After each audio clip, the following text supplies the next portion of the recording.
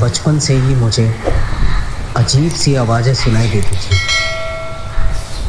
कोई फुसफुसाते हुए, कोई हंसते हुए, कोई रोते हुए। शुरुआत में मुझे लगा कि ये मेरी कल्पना है, लेकिन धीरे धीरे मुझे एहसास हुआ कि ये आवाज़ें वाकई में हुई। ये आवाज़ें सिर्फ रात में नहीं, बल्कि दिन में भी आती थी। घर के हर कोने में, हर कमरे में मैंने अपने माता पिता को बताया, लेकिन उन्होंने मेरी बात नहीं मानी। उन्होंने कहा कि ये मेरी उम्र का धोखा है। सालों बीत गए, लेकिन आवाज़ें कम होने का नाम नहीं ले रही थी, बल्कि ये और ज़ोरदार और डरावनी होती जा रही थी। मैं इन आवाज़ों से इतना परेशान हो गया था कि मैं रात को सो नहीं पाता था। आखिरकार मैं इस शहर से दूर चला गया। एक सुनसान पहाड़ी इलाके में एक छोटा सा घर खरीदा। मैंने सोचा कि शायद यहाँ शांति मिलेगी, लेकिन पहली रात हुई, वो आवाज़ें फिर शुरू हो गई, और इस बार ये पहले से भी ज़्यादा भयानक थी। मुझे लगा कि ये आवाज़ें किसी मरे हुए इंसान की है, जो मुझसे कुछ कहना चाहता है।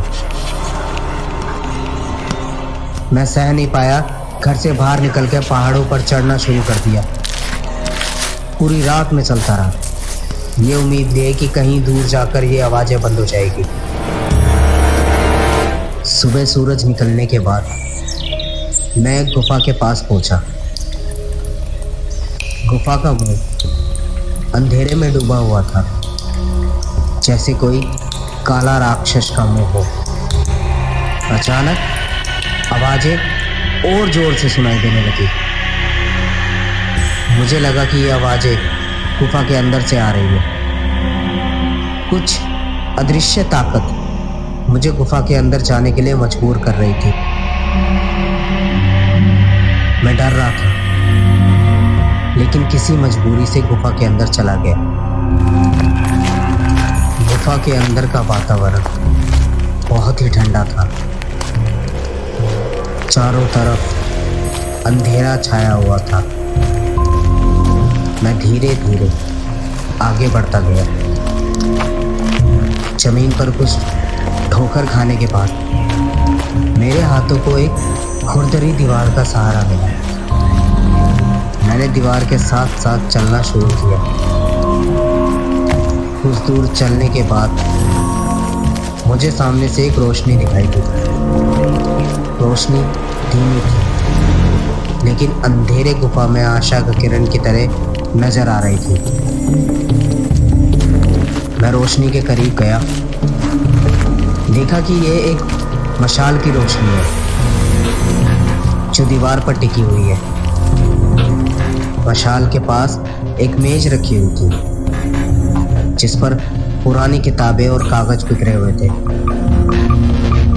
मेज के पीछे एक बूढ़ा आदमी बैठा हुआ था।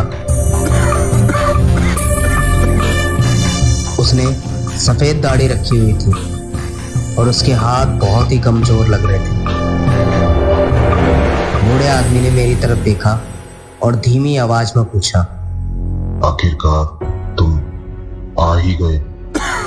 मैं चौंक गया।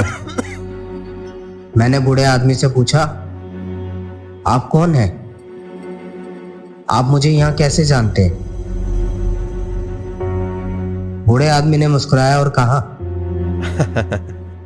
मैं इस गुफा का रक्षक हूं, और तुम्हें यहाँ इसीलिए बुलाया गया है क्योंकि तुम ही इन आवाजों को खत्म कर सकते हो। बूढ़े आदमी की बातों ने मुझे उलझन में डाल दिया। क्या वाकई में मैं ही इन आवाजों को रोक सकता था? लेकिन कैसे? इन सवालों के जवाब पाने के लिए मैं बेताब था। बूढ़े आदमी ने किताब बंद की और मेरी तरफ देखने लगा। उसकी आंखों में एक रहस्य छिपा हुआ था। अगली कड़ी में सुनिएगा कि बूढ़े आदमी ने आवाजों को रोकने के लिए मुझे क्या रास्ता बताया, और क्या मैं वाकई इन भयानक आवाजों से हमेशा के लिए छुटकारा पा सकूंगा।